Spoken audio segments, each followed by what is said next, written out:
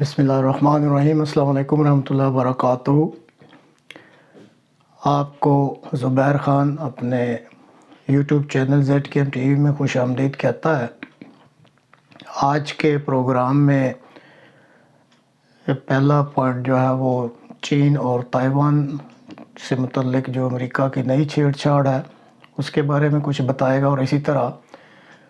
दूसरे हिस्से में फिर पाकिस्तान में जो एक नया आतिशफ़शां फटने को है उसके बारे में कुछ गुफ्तगू की जाएगी। 2 अगस्त को जो अमेरिका की कांग्रेस की हाउस स्पीकर है नैन्सी पेलोसी, उनका जहाज़ ताइवान की तरफ महव परवास था। बहुत कम लोगों को इल्म होगा कि इस जहाज़ के पीछे एक दूसरा जहाज़ भी आ रहा था, क्योंकि चीन के कुछ हलकों ने ये मुतालबा किया था कि पेलोसी साहिबा के जहाज़ को ताइवान में ना उतरने दिया जाए। तो इस धमकी के पेश नज़र या इस नुक्ता नज़र के पेश नज़र एक रिज़र्व जहाज़ भी पीछे था कि अगर किसी वजह से इस जहाज़ को वहाँ ना उतरने दिया गया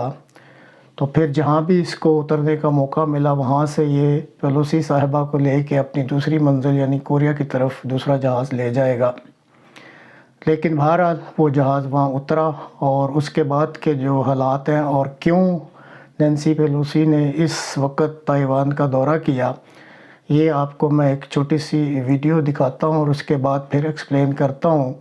कि ताइवान की इस वक्त अमेरिका की नज़र में ये क्यों अहमियत एकदम से बढ़ गई है।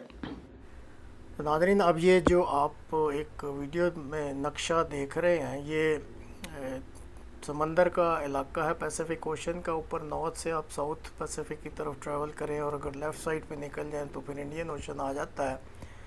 तो ये ऊपर से जो शुरू होता है वो कोरिया का इलाका है, साउथ कोरिया, फिर जापान है, इसी तरह बीच में फिर ताइवान है और नीचे फ़िलिपीन,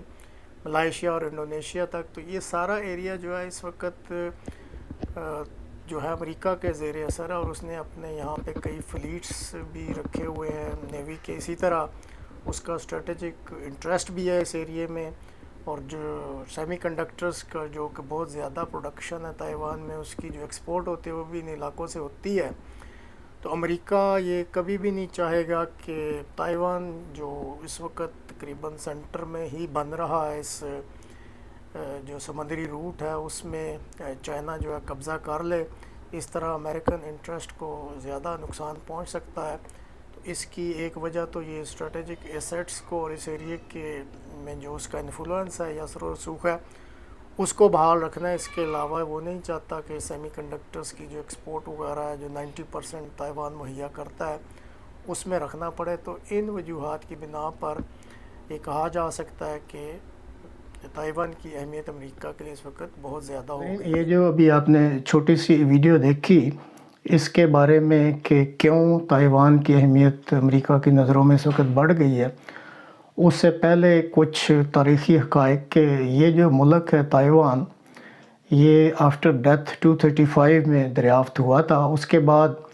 इस मुल्क पर चीन और बाद में फिर ये डच कॉलोनी भी रहा, और बाद में जापान ने भी इस पर कब्ज़ा कर लिया,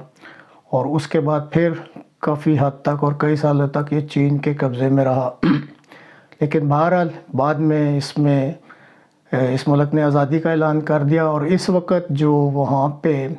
DPP एक सियासी पार्टी जो बरसर इक़्तिदार है, उसके जो मौजूदा सदर हैं वो तकरीबन 8.2 मिलियन वोट लेके बरसर इक़्तिदार आए थे। तो इस वक्त जो है वो इस चीज़ के हामी हैं, यानी कि मेजॉरिटी जो है वो इस वक्त चाहती है कि जो ताइवान का एक अलहदा से तशख़्ख़ुस है उसको बरकरार रखा जाए, और बेशक इस सिलसिले में आज़ादी का ऐलान करके एक नया मुल्क जो है उसके तौर पे इसको दुनिया में पहचाना जाए। ये मुल्क ताइवान जो इस वक्त तक की सूरत हाल, उसमें वेटिकन समेत तकरीबन 13 ममालिक ने जो है वो ताइवान को एक अलहदा ममलकत की हैसियत से तस्लीम कर रखा है। लेकिन बहरहाल दुनिया की अक्सरियत जिसमें अमेरिका भी शामिल है वो एक चीन की पॉलिसी पर गामज़न है, और वो चीन को ही जो है वो असल में एक मुल्क समझते हैं और इसको एक सिंगल एंटिटी देते हैं। अब रहा सवाल कि जब अमेरिका की पॉलिसी ये है तो फिर क्या वो वजूहात हैं जिसकी बिना पर वो इस मुल्क में दिलचस्पी ले रहा है। کچھ عرصہ پہلے جو موجودہ امریکی صدر ہیں انہوں نے یہ اعلان کیا تھا کہ اگر چین نے کوئی کوشش کی کہ وہ تائیوان پر قبضہ کرے گا تو امریکہ پھر یہ حق رکھتا ہے کہ وہ فوجی مداخلت کر کے جو چین کی طرف سے کوشش ہوگی اس کو ناکام بنایا جائے. اور یہ جو دورہ تھا یہ اسی سلسلے کی ایک کڑی لگتی ہے. جو اس وقت ہاؤس اسپیکر ہیں امریکہ میں کانگریس کی، ان کا اگر رتبے کے لحاظ سے جو عہدہ دیکھا جائے تو امریکی صدر اور وہاں کے جو نائب صدر ہیں ان کے بعد یہ تیسرا بڑا عہدہ ہے جو کہ میٹر کرتا ہے. اور اگر کسی طرح امریکی صدر یا نائب صدر ادھر سفر کرتے تو یہ ایک قسم کا پھر کھلا اعلان جنگ ہو جاتا. تو اس لیے پھر وہ بھیجا گیا نینسی پیلوسی صاحبہ کو کہ جائیں اور جا کے حالات کا جائزہ لیں. بہرحال جو اہمیت ہے اس وقت اس ملک کی وہ تقریباً 2 وجہ سے ہے. ایک تو تائیوان جو ہے وہ سیمی کنڈکٹرز جو لوگ تکنیک کے میدان میں ماہر ہیں وہ جانتے ہیں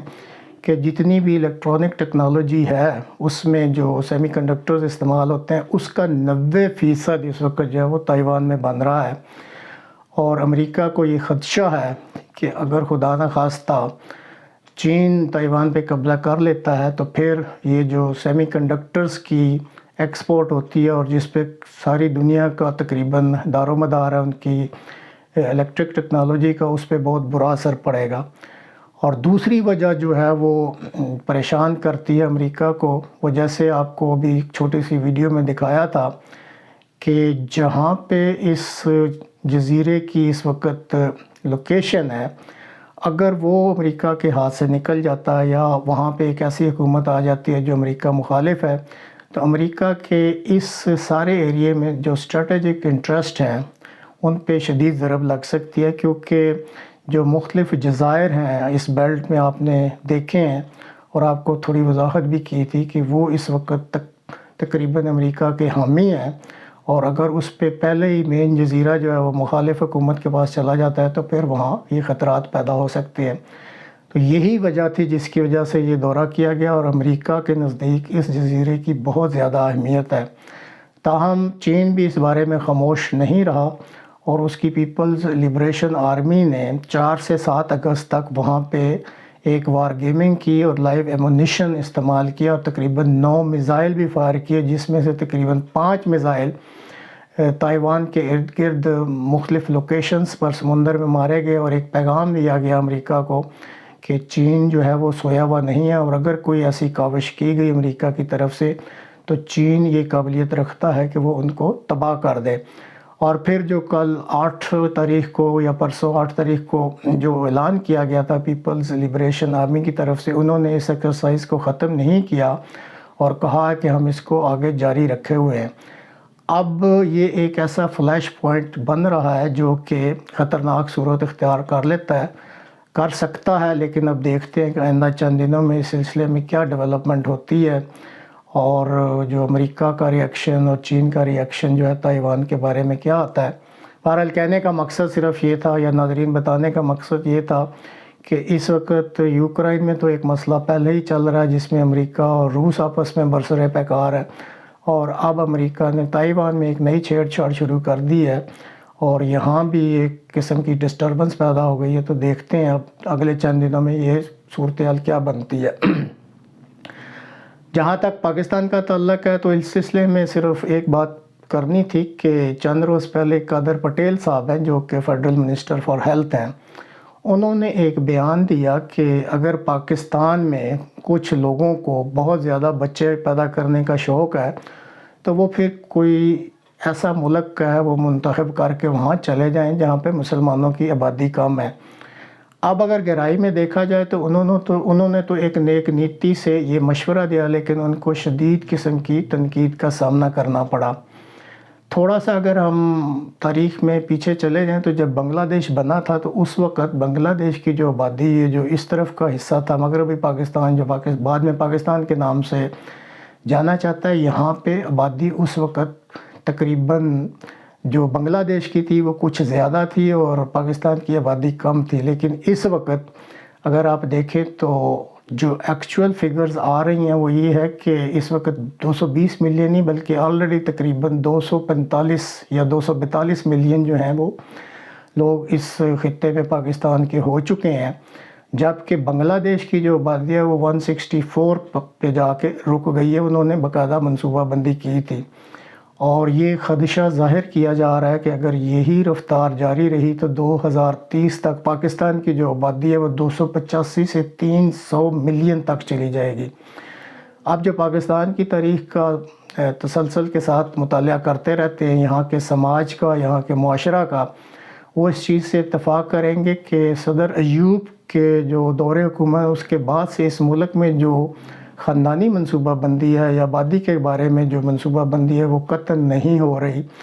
اور اگر کسی وقت کوئی آواز اٹھائی بھی جاتی ہے تو یہاں کے جو شدت پسند یا آپ کہہ لیں تشدد پسند علماء ہیں وہ مختلف قسم کی تعویلیں دے کر اس قسم کی ہر منصوبہ بندی کو ناکام کر دیتے ہیں۔ ٹھیک ہے، آبادی بڑھ رہی، لیکن اس کے برعکس اگر آپ جو آبادی کا بڑھاؤ ہے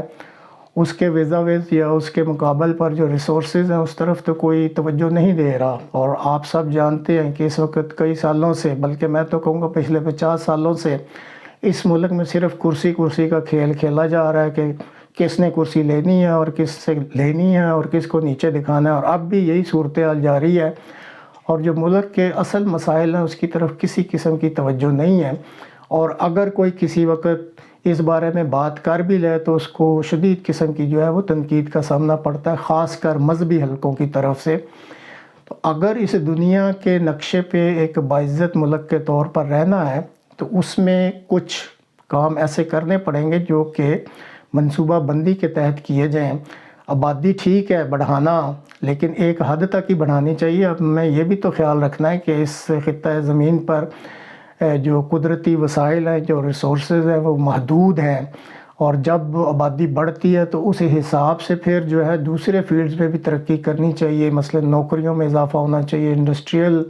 ڈیولپمنٹ ہونی چاہیے، زراعت میں ڈیولپمنٹ ہونی چاہیے۔ تو اس بارے میں تو کوئی منصوبہ بندی سامنے آتی نہیں ہے، اور جو دوسری طرف آبادی ہے اس کا بے تحاشا بڑھاؤ ہوتا جا رہا ہے۔ تو اس وجہ سے اب بھی اگر وزیر صحت نے کوئی توجہ دلائی تو ان کو بھی شدید تنقید کا سامنا کرنا پڑا، لیکن سنجیدہ طبقے کو اس بارے میں سوچنا چاہیے۔ اب بھی جو سیاسی جو کابرین ہیں ان کی آپس میں جو جنگ جاری ہے وہ صرف اسلام آباد کے لیے ہے، لیکن جو ملک کے اصل مسائل ہیں اس طرف تو نہ کوئی توجہ دیتا ہے، نہ ہی کسی کی طرف سے پلاننگ آتی ہے۔ کچھ دیر کے لیے یہی سوچ لیں کہ چلیں جس کی بھی حکومت ہے، ملک تو چل ہی رہا ہے، تو کیا اس بارے میں سوچنا ان حکمرانوں کا کام نہیں ہے کہ وہ یہ دیکھیں کہ ہم حکمران ہیں، اس ملک کے فائدے کے لیے ہمیں کوئی منصوبہ بندی کرنی چاہیے۔ اور آبادی کا یہ جو ایک مسئلہ ہے اس کو اگر صحیح الفاظ میں بیان کریں تو یہ بم شیل میں تو کہوں گا، یا ایک ایسا آتش فشاں جو کسی وقت بھی پھٹ سکتا ہے، اور اس کے پھٹنے سے، اس بم یا آتش فشاں کے پھٹنے سے اتنی زیادہ اس ملک میں جو افراتفری پھیلے گی کہ پھر کسی کے قابو میں نہیں رہے گی۔ تو اس پروگرام کے ذریعے ایک تو جو سول سوسائٹی ہے یا جو سنجیدہ طبقہ ہے اس کو یہی پیغام دینا مقصود ہے کہ وہ اپنے طور پہ بھی اس مسئلے پر غور کریں، اور یہ جو بے تحاشا آبادی بڑھ رہی ہے اس کو کم کرنے پہ غور کیا جائے۔ اسی طرح حکمران بھی اس بارے میں سوچیں، کیونکہ بعض دفعہ وقت جب گزر جاتا ہے تو پھر صرف پچھتاوے ہی ہوتے ہیں۔ تو کوئی ایسا منصوبہ بندی کے بارے میں سوچیں، ایسی منصوبہ بندی کریں کہ ملک میں یہ جو آبادی کا یہ جو آتش فشاں پھٹنے والا ہے یا یہ جو بم شیل تیار ہے پھٹنے کے لیے، اس کے آگے کوئی بند باندھا جا سکے، اس کو کوئی روکا جا سکے۔ اور اسی طرح پھر دوسری ریسورسز ہیں ان کے بارے میں کوئی پلاننگ کی جائے، سوچا جائے کہ ان کو کیسے بڑھانا ہے۔ آپ اپنی سیاسی جنگ لڑتے رہیں، لیکن دوسری طرف جو ملک کے مفاد کے لیے منصوبہ بندی ہے یا جو اقدامات اٹھانے ہیں ان کو بھی ہمیں اٹھانا چاہیے۔ اللہ کرے کہ ہمارے عوام کو بھی اور جو حکمران ہیں ان کو اس بات کی سمجھ آ جائے اور وہ ملک کے مفاد کے لیے کچھ منصوبہ بندیاں بھی کریں، تاکہ یہ ملک جو ہے وہ افراتفری کا شکار نہ ہو اور طریقے سے اس دنیا کے نقشے پر آگے بڑھتا رہے۔